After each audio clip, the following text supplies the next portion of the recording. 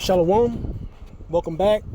First and foremost, I want to give all glory, praises, and honors to Yahweh, Bahashem, Yahweh Shai. I want to give double honors to the apostles and elders of Great Millstone, and salutations to Yahakim, pushing his word in sincerity and in truth. Back with the lesson. It's going to be a quick lesson, probably one and done. I'm going to deal with a little clip from this video from Redacted. They play an excerpt from a Trump interview that he recently had, and I want you to pay real close attention to what he says. All right. Because BRICS was set up to hurt us. BRICS was set up to degenerate our dollar. And if we lost the world standard dollar, that would be like losing a war. This is shaping up to be a crazy... Did you hear that? If we lost the world standard dollar, which is a world reserve currency, which is the US dollar, if we lose that, it would be like losing a war. All right, let's play it one more time. Because BRICS was set up to hurt us. BRICS was set up to degenerate our dollar. And if we lost the world standard dollar, that would be like losing a war. This is shaping up to be a crazy week already. Bitcoin just hit another all-time high early this morning, 123,000. Right now, we are in the final battle to save the US dollar as we speak. It's like the final boss fight. On the one side, the United States. The other side is the BRICS nations, led by China, who are dumping US dollars and hoarding gold. So Trump right now. But, yep. BRICS de-dollarization and what it means for gold. So everybody's trying to ditch the dollar, buy other assets. That's why you have all-time high crypto prices, or Bitcoin to be exact. You have all-time high stock market indexes, the NASDAQ, the S&P 500 at all-time highs. Any asset but the dollar is what's happening right now.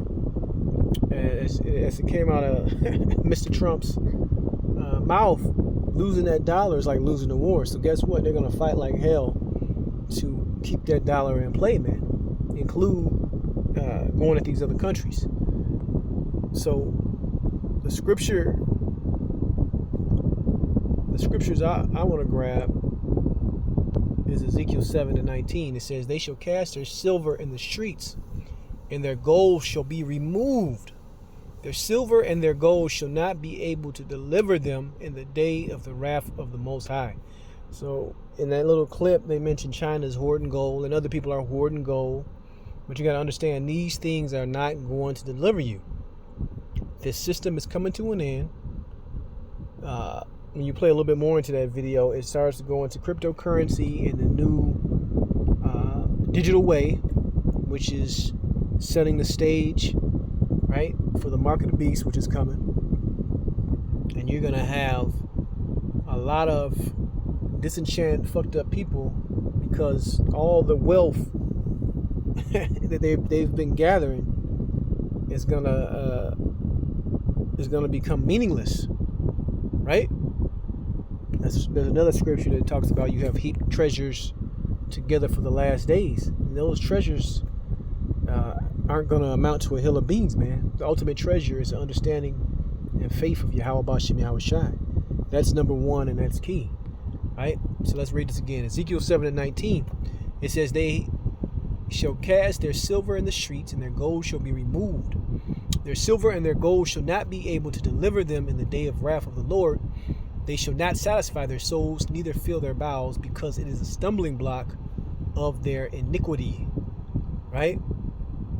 So while you have everybody else trying to figure out a way to escape out of this economic collapse, which we're on the cusp of,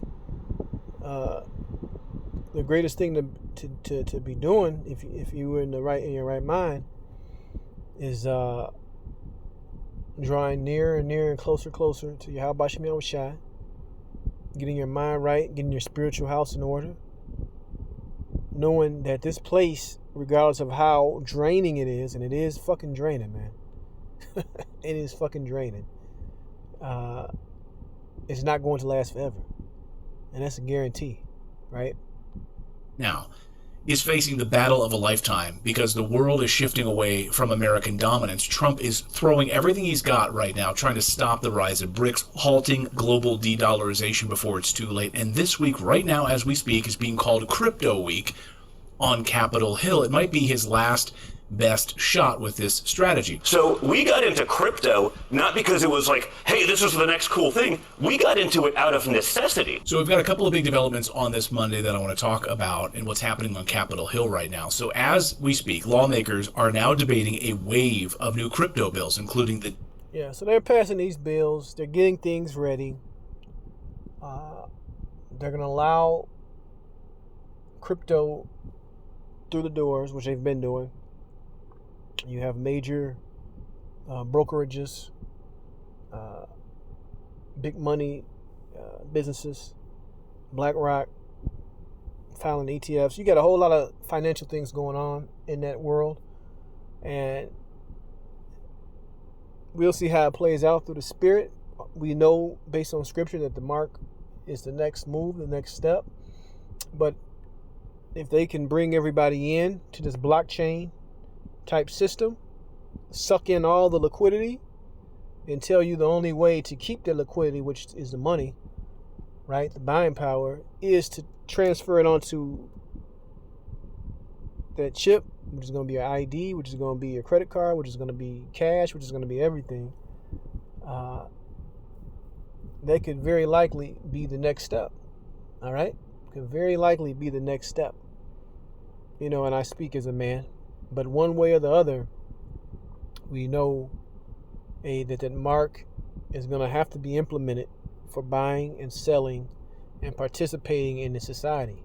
Whether they do it through the crypto route, whether they crash the entire economy and resources are so scarce that they're hoarded, and the only way you'll be able to get resources if they give you that mark out of fear, it could go that way also.